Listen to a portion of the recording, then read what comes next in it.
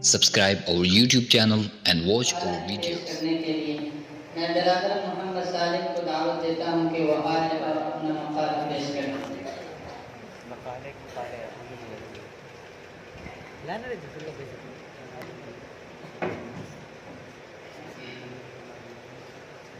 السلام علیکم ورحمۃ اللہ وبرکاتہ. الحمد للہ رب العالمین والصلاة والسلام علی رسولہ الکریم اما بعد. حاضرین گرامی، میرا موضوع مقالہ ہے ارض فلسطین اور اسرائیل کی درندگی. ارض فلسطین کی جد و جہد آزادی کی تاریخ 75 برس پرانی ہے. عالمی انسانیت کے لیے یہ انتہائی باعث شرم ہے کہ فلسطینی عوام تقریباً 75 برسوں سے سخت آزمائش اور مصائب کے سنگین دور سے گزر رہے ہیں. نہ صرف فلسطینیوں کو ان کی اپنی زمین سے محروم کر دیا گیا، بلکہ ان پر انہی کی زمین تنگ کر دی گئی. فی الوقت امریکہ اور اسرائیل نے ایک مظلوم قوم کے خلاف جو جال بچھایا ہے، وہ پورے عالم انسانیت کے لیے لمحہ فکر یہ ہے کہ پہلے فلسطینیوں سے ان کی زمین لمحہ فکریہ ہے کہ پہلے فلسطینیوں سے ان کی زمین چھینی گئی، پھر انہیں گھر بار چھوڑنے کے لیے مجبور کر دیا گیا. اس کے بعد باقی بچے فلسطینیوں پر ان کا عرصہ حیات تنگ کر دیا گیا، ان کے راشن پانی تک کو روک دیا گیا.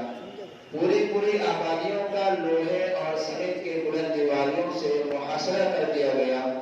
اب ظلم و ستم بربریت کی انتہا یہ ہے کہ نہ صرف فلسطینی عوام بلکہ عالم اسلام کے جذبات کی پرواہ نہ کرتے ہوئے ان کے مقامات مقدسہ کو نشانہ بنایا جا رہا ہے. مقدس روایت اقدار کی پامالی کے ساتھ ساتھ عبادت گاہوں کی بے حرمتی کی جا رہی ہے اور مسجد اقصی پر قبضہ کرنے کی ناپاک کوششیں کی جا رہی ہیں. پچھلے کچھ برسوں کے دوران ہی اسرائیل نے پورے مغربی کنارے اور غزہ پٹی میں بستیاں بسانے اور ان کی قلعہ بندی کرنے کا سلسلہ جاری رکھا ہے، اور اس وقت ان علاقوں میں تقریباً 200 ناجائز یہودی، بستیوں میں 2 لاکھ سے زیادہ اسرائیلی آباد ہیں. اور پھر ان کی حفاظت کے لیے اسرائیلی فوجی آئے دن معصوم فلسطینیوں کو تشدد کا نشانہ بناتے ہیں. یہاں یہودی بستیوں کو اسرائیل سے جوڑنے والے ہائی وے کا جال پھیلا ہوا ہے، جن پر فلسطینی شہری قدم بھی نہیں رکھ سکتے. ارض فلسطین کا حال یہ ہے کہ کہیں چیخیں سنائی دے رہی ہے، کہیں کوئی تڑپ رہا ہے، کہیں سے رونے کی آوازیں آ رہی ہے، کہیں کوئی دم توڑ رہا ہے. غرض یہ کہ ایک کوہرام سا مچا ہوا ہے اور قیامت کا سا منظر نظر آ رہا ہے. فلسطینی شہری زخموں سے چور ہے، ان کا کوئی ہمدرد و غمگسار نہیں ہے.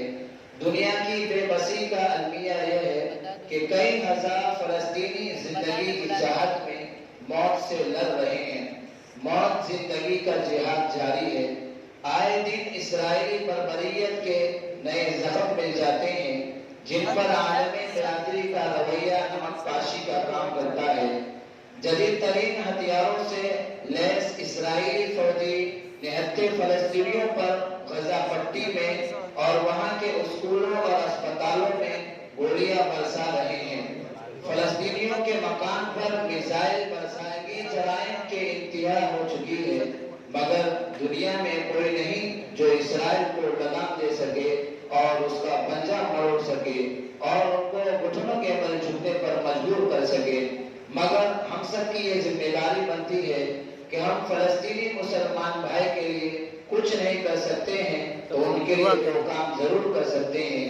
پہلا یہ کہ اسرائیل کے تمام پروڈکٹ کو زندگی بھر کے لیے بائیکاٹ کر دے، اور دوسرا یہ کہ ان کے لیے دعا کرے کہ اللہ تعالی فلسطینی مسلمانوں کی مدد فرمائے اور جو معصوم بچے اور بوڑھے اور نوجوان شہید ہو چکے ہیں ان کی جو مغفرت فرمائے اور ان کے گھر والوں کو حوصلہ اور صبر جمیل عطا فرمائے. آمین.